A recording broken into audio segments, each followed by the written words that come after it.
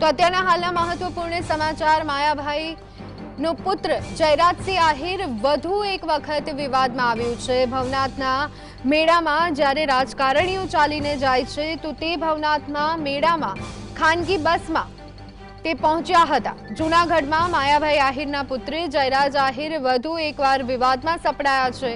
ભવનાથ મેળામાં યાત્રાધામ વિકાસ બોર્ડે 40 જેટલી બસો ભાડે રાખવામાં આવી હોવા છતાં જયરાજ આહિર ખાનગી બસ લઈ અને મેળા સુધી પહોંચ્યો હોવાનું સામે આવ્યું।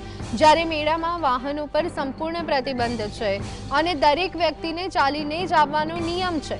જૂના અખાડા સુધી બસમાં કેવી રીતે પહોંચ્યો તે સવાલ ઉભો રહ્યો છે।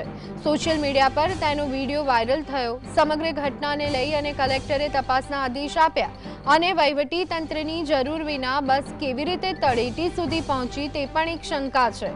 વિપક્ષ પક્ષે તંત્રને વીઆઈપી કલ્ચર નાબૂદ કરી તાત્કાલિક જવાબદાર સામે પગલાં લેવા માટે માંગ કરી છે। તંત્ર દ્વારા અંદર ચાલીને જવા માટેનો નિર્ણય કરેલો હતો। કલાકારોના પુત્ર છે એ જઈ રહ્યા છે, એ એના મિત્રો સાથે જઈ રહ્યા છે, વિડીયો પણ વાયરલ કર્યો છે। ત્યારે આપણે જોઈએ કે હવે તંત્ર અને કલેક્ટર શું પગલાં લે છે, શું કહે છે। એક બાજુ હર્ષભાઈ સંઘવી એવું કહે છે જાહેર મંચ ઉપર ભવનાથથી કે વીઆઈપી કલ્ચર આ મેળામાં નહીં ચાલે, અમે ખત્મ કર્યું છે।